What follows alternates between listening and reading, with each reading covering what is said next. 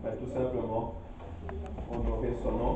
On va lire le livre de Luc, chapitre 8,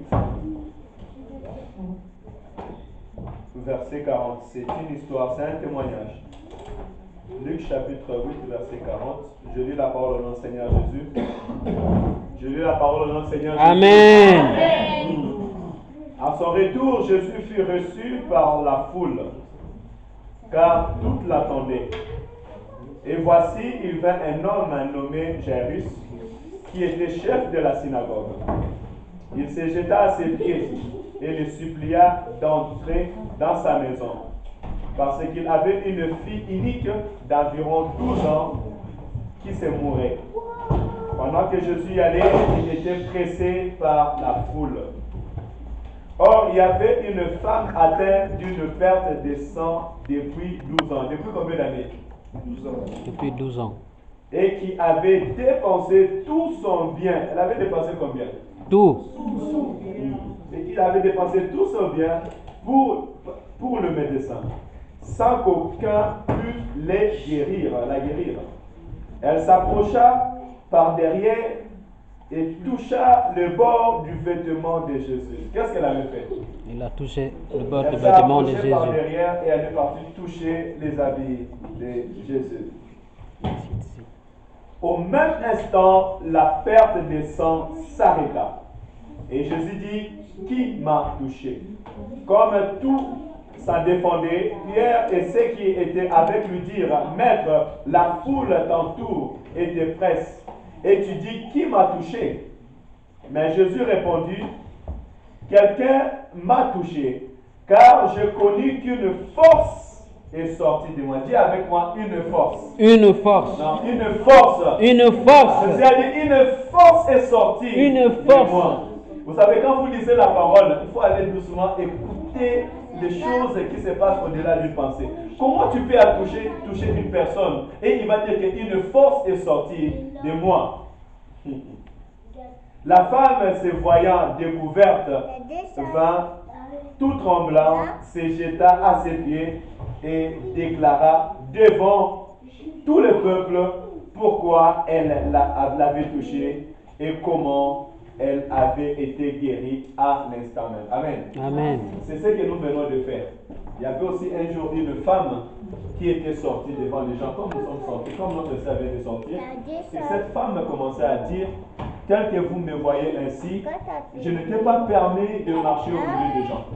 Parce qu'en Israël, quand tu perdais le sang, tu ne pouvais pas vivre avec les gens. Et si tu venais toucher quelqu'un, tu étais déclaré impur. Donc cette femme était malade. Et la maladie de cette femme, elle a gardé cette maladie depuis 12 ans. Et la Bible dit qu'elle avait perdu tout son argent pour être guérie. Je ne sais pas si elle était riche, je ne sais pas de quelle société elle était, mais ce que je sais, elle a perdu tout son argent pendant 12 ans. Mais la belle histoire est qu'elle avait entendu parler de Jésus.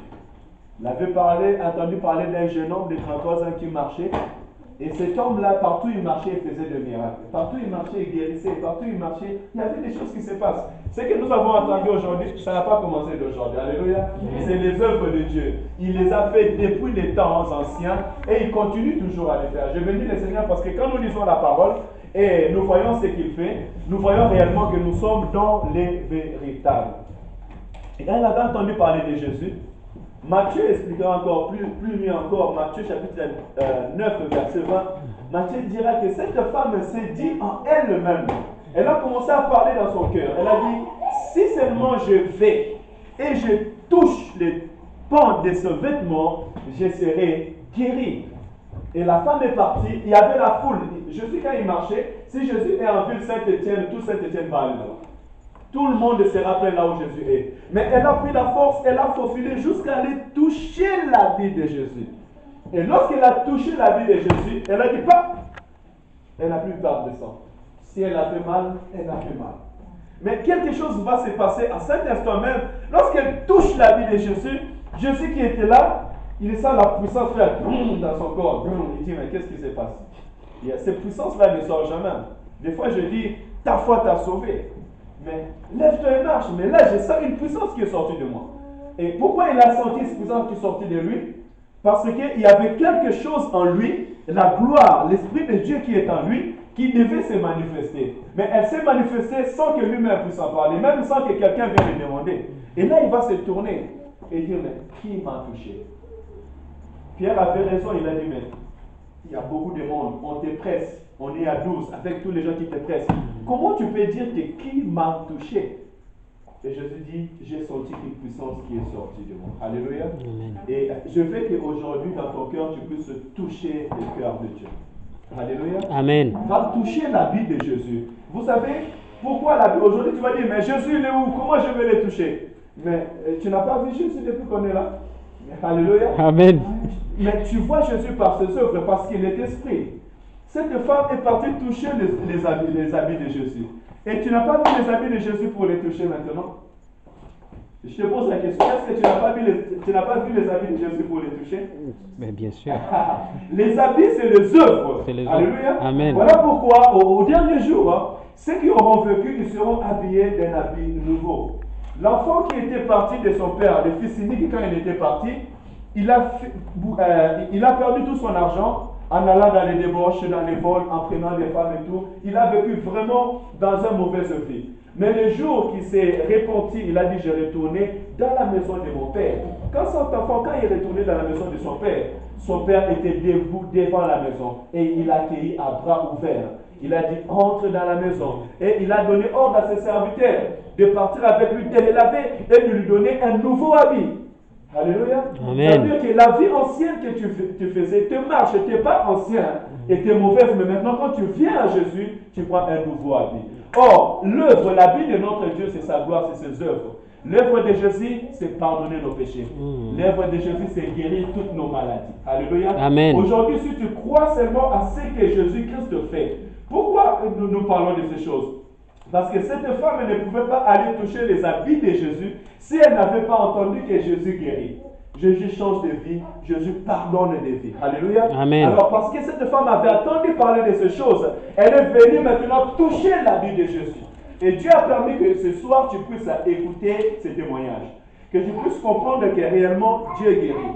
Cette femme, son problème c'était la perte du sang. Mais moi je ne sais pas quel est ton problème. Alléluia. Dans ton cœur, tu sais quel est ton problème. Tu sais ce qui te dérange. Tu sais quel est ton combat. Mais je dis seulement, si tu regardes l'œuvre de Dieu, si tu crois que Jésus-Christ est capable de changer les circonstances de ta vie, aujourd'hui même, tu sortiras de une autre personne. Alléluia. Amen. Aujourd'hui même, Dieu peut te visiter. Mais cette femme, elle avait dit, si seulement je touche les vêtements de Dieu. Alléluia. Et quand elle était partie pour toucher les habits de Jésus, la Bible dit qu'elle est partie par derrière. On n'a pas besoin que tu puisses te lever. On n'a pas besoin que tu puisses dire, ah moi, non. Seulement dans ton cœur. Dieu regarde ton cœur à cet instant. Si tu retournes réellement à l'Éternel, de tout ton cœur, et si tu mets ta foi réellement à Dieu, Dieu peut te visiter. Pas seulement toi, mais toi aussi et ta famille. Aux problèmes. Et je parle aux problèmes que tu as. Tu sais, pas des petits problèmes, mais des grands problèmes. Cette femme a perdu le sang pendant 12 ans. Quel est le problème qui te dépasse? Dieu nous a dit en ce moment, notre soeur, elle était empoisonnée. Mais Dieu l'a fait sortir. C'est que le médecin ne peut pas guérir. Dieu est capable de faire et de guérir. Maman, elle a dit qu'elle était atteinte d'hépatite C. Mais aujourd'hui, tout est bon. Parce que quand Dieu fait des choses, il fait la merveille. Vous savez pourquoi on a fait la soirée? Hein? Parce que le temps du soir, c'est écrit dans la parole de Dieu. Dans le livre de Genèse, lisez bien Genèse chapitre 1, vous commencez à descendre. Dieu, chaque jour qu'il faisait, le soir, il venait voir. Le soleil est bon, la lune est bon, tout est bon. La Bible dit il y a un soir et il y a un matin. Ça veut dire que le soir, c'est le temps de faire un bilan de foi. Et Dieu, dans son amour, il veut réellement voir dans ta vie. Est-ce que tout est bon? Est-ce que dans ta maison, tout est bon? Est-ce que dans ta marche avec le Seigneur, tout est bon? Alléluia. Parce que demain, c'est un jour nouveau qui veut commencer pour ta vie. Demain, c'est une histoire nouveau qui veut commencer pour notre vie. Et si Dieu fait un constat, je pense que si tu es malade, tu peux dire je suis malade. Si tu as un problème, tu peux dire j'ai un problème. Et Dieu peut te guérir. Et je peux t'avouer que Dieu guérit non seulement le corps, mais il guérit aussi l'âme et il guérit l'esprit. Alléluia. Un homme qui n'a pas Dieu dans sa vie, cet homme-là, spirituellement, il est malade. Il a besoin d'être guéri. Tu peux donner ta vie à Jésus, tu seras béni. Et l'âme qui n'est pas libre, l'âme qui est remplie des rancunes, parce que vous savez, l'âme, c'est le centre des sentiments. L'âme, c'est là où on peut garder toutes choses en tant qu'humain. Mais si dans ton cœur, tu as encore des choses que tu as retenues, que tu ne veux pas libérer, le temps est donné aujourd'hui de libérer. Alléluia. Amen. Libère ton cœur. Libère ton cœur contre la colère. Libère ton cœur contre la haine. Libère ton cœur contre tous ceux qui t'ont fait du mal. Il y a beaucoup de choses qui retiennent la bénédiction des enfants de Dieu parce que leur cœur n'est pas encore libéré. Leur sentiment, leur âme n'est pas encore agréable devant Dieu. Et encore, ne médite pas le mal pour quelqu'un. Parce que celui qui est en train de méditer le mal pour quelqu'un, cet esprit-là devient l'accusateur devant Dieu. Vous savez, aujourd'hui, il y a beaucoup des enfants de Dieu qui ne voient pas la puissance de Dieu parce que leur fait est en train de leur accuser devant le trône du Seigneur. Alors que leur prière devient une prière, ça devient un péché devant Dieu. Voilà pourquoi il est écrit que la prière d'un pécheur est une abomination devant Dieu. Mais la prière des hommes justes lui est agréable. Amen. Amen. C'était une exhortation. Nous allons entrer dans la prière. Mais j'aimerais tout simplement réellement ce soir, de un, tu retournes ton cœur à l'Éternel. De tout ton cœur, tu retournes à l'Éternel. Tu prends la décision qui est interne, que moi, je vais aller toucher les œuvres de Dieu. Si tu as fait des efforts dans ta vie, tu n'as pas trouvé la solution. Aujourd'hui, il y a Jésus. Amen. Aujourd'hui, abandonne réellement ta vie à Jésus. Prends la décision de dire, Seigneur, maintenant, moi, je vais prier, je vais chercher ta face et je vais chercher ta gloire dans ma vie. Je vais voir tes œuvres. Je veux que tu puisses faire quelque chose dans ma vie. Le monde se perd aujourd'hui parce que le monde a abandonné la foi en notre Dieu. Mais si nous nous retournons réellement à Dieu, si nous courons comme cette femme et nous allons pour chercher à toucher ses œuvres, Dieu va se faire manifester dans nos vies. Amen. Amen. Gloire à Jésus. Nous allons prier avec un chant, bénir l'Éternel. Et si tu es touché, il y a quelque chose qui dérange ta vie, n'hésite pas. Nous prierons pour toi et le Seigneur va nous bénir ce moment. Est-ce qu'on peut s'élever? J'ose croire qu'à travers ce témoignage, il y a quelqu'un qui est fortifié. Gloire à l'agneau.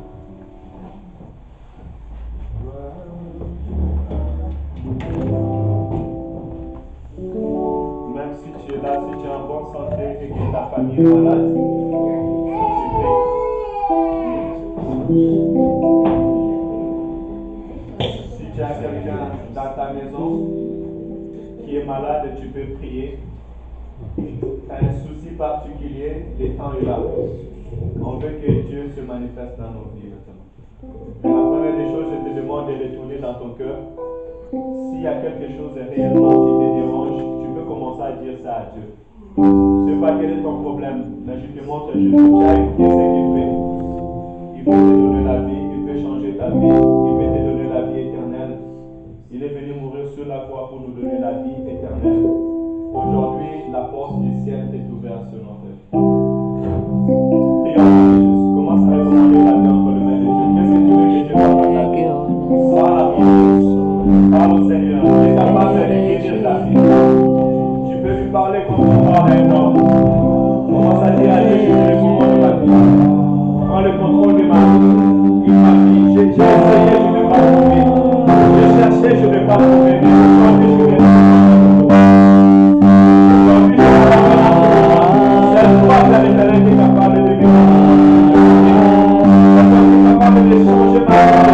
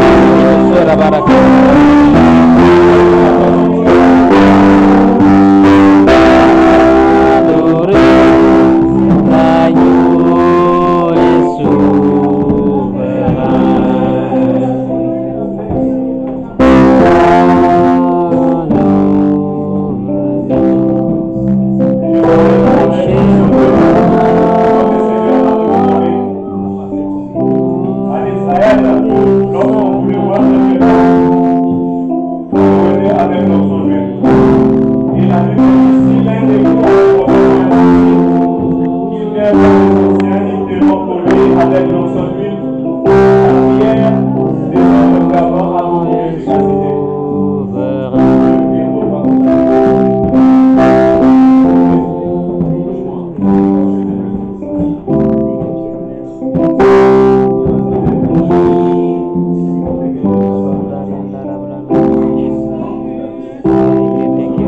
Thank you.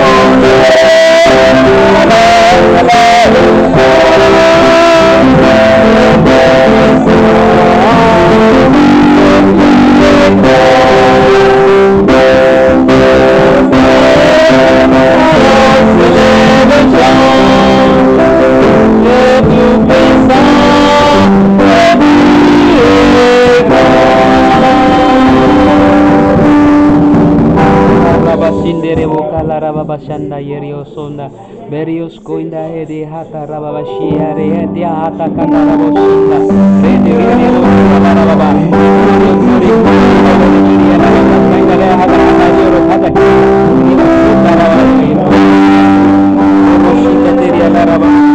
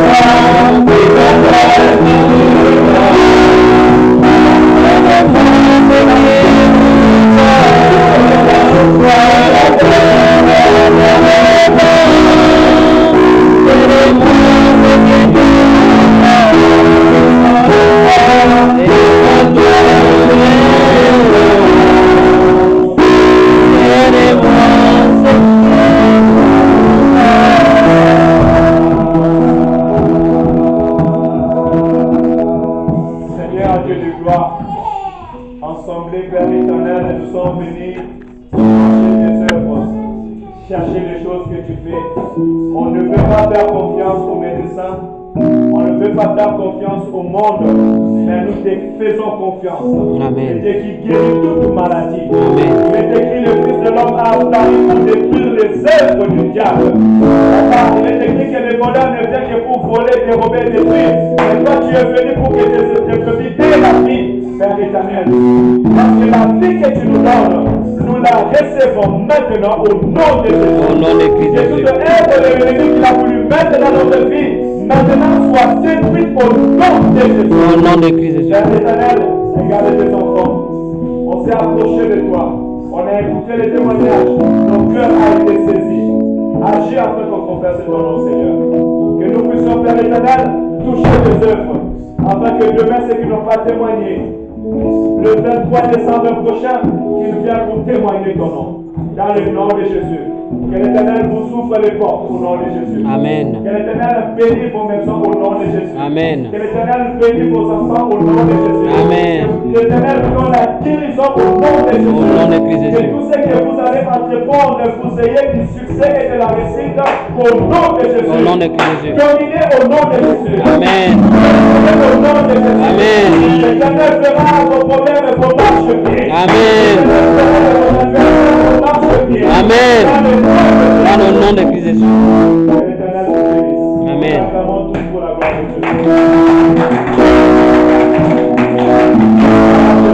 Soyez bénis. Nous sommes arrivés.